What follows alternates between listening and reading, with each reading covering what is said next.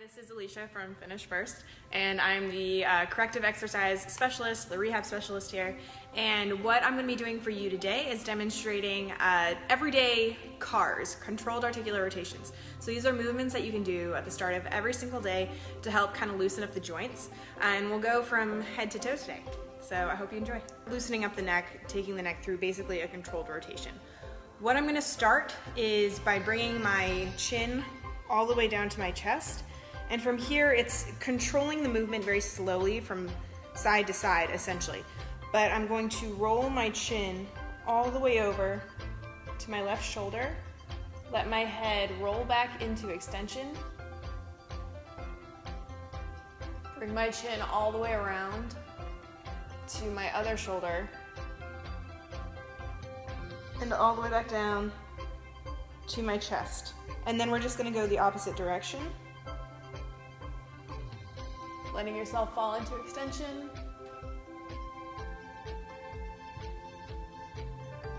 And back around to the start. So if you don't get full extension in that range of motion back there, that's okay. We're going to range of motion.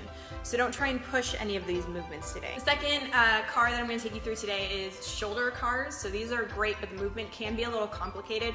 So I'm going to show you the movement from a couple different angles.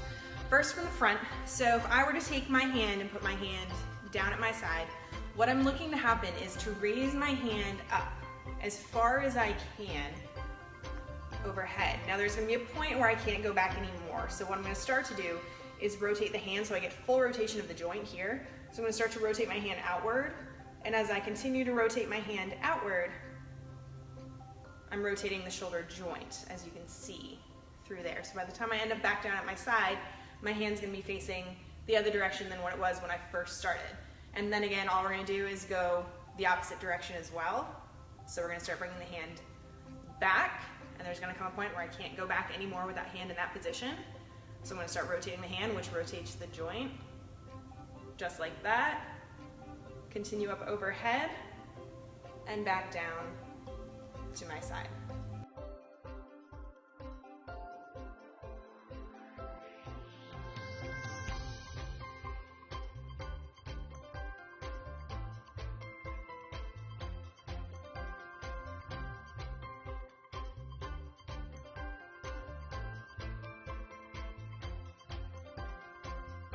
Rotations, one thing to keep in mind is if I'm bringing my body way out here just to get that shoulder rotated, the movement really isn't any good. So we're trying to keep our body still as we go through that rotation. So if you don't get a full range of motion like I did today, that's okay. Go a little bit wider. So we're going for the range of motion that you have right now. But over time, we'll translate into something a little bit more smooth and a little bit cleaner through the movement. It's gonna be the T-spine. So we're talking about basically from the base of the cervical spine all the way down the beginning of the lumbar spine.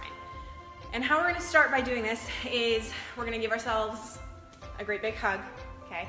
So we're wrapping our arms around our body as much as we can. My elbows are gonna be coming down towards my belly button. So you can see there's a little bit of rounding in my spine here, and that's okay, that's all right to have.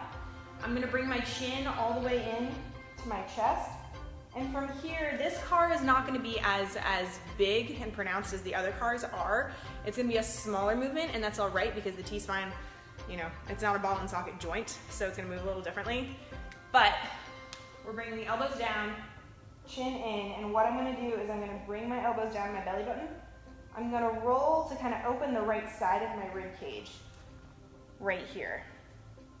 As I fall back into extension again, I want to make sure that I'm not extending my lower back, my lumbar spine, right? So if I fall back into extension, it's upper back, open the left side, and come right back down to the start. And then we go the opposite direction.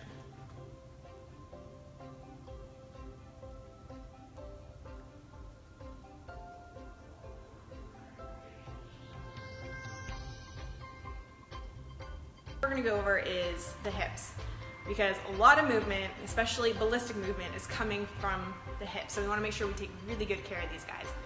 So what I'm going to do first is make sure I have something that I can kind of balance myself against, just something that's going to help me stabilize my body a little bit more. And I'm gonna start by bringing my leg up to 90 degrees in front of me. So my foot is flexed here. So 90 degrees, and I'm gonna open my hip as much as I can to the outside, right? And there's gonna be a point where I just can't go anymore here. From here, I'm gonna start rotating my foot back. Again, greasing the entire joint, right? I'm gonna start bringing my foot back in this 90-degree position, all the way back, almost to like a kick position, a donkey kick position, and back down to the side, okay? And then we're just gonna go in the opposite direction back. So I'm gonna start with that kick back, start here, again, keeping that foot and that knee always at 90, up, foot's right there, bring it to 90, and then bring the knee back in. And again, just to kind of reiterate with the hips, kind of what we said with the shoulders, if your body is coming way out here to get a movement, it's really no good. We want to try and control the body and just let the hip joint move, because that's the joint that we're targeting. We're not trying to balance everything out with the body, which is why I tell people to generally get next to a wall or something they can hang on to so that we don't have this movement happen when we're trying to bring that hip all the way through a controlled rotation. With cars for the scap, you can almost kind of think of it as a version of a cat-cow, cat-camel movement, which is going to be performed on the hands and knees.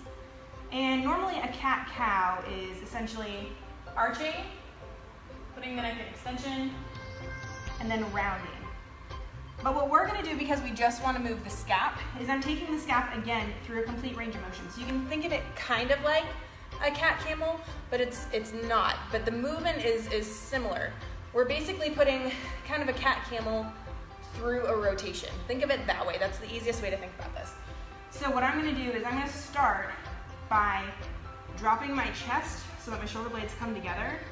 I'm gonna push forward and up, round the scap, push back, and then collapse again.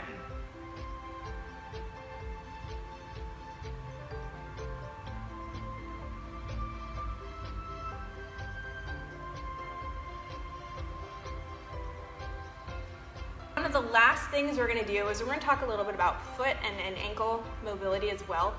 So the feet are really kind of the foundation for everything. They hold you up, they help you jump, they help you climb, they help you run, they help you walk. So if something's wrong with the feet, generally we're going to see a reaction up the chain. That's what's going to happen. So we want to make sure we're taking really, really good care of the feet. So there's a couple different ways to go about ankle mobility and foot mobility as a whole. Here are just a couple of my favorites though. So we're going to start by sitting on something relatively low to the ground. You can do this on, you can still do this on a couch, on a chair, dining room chair, whatever works.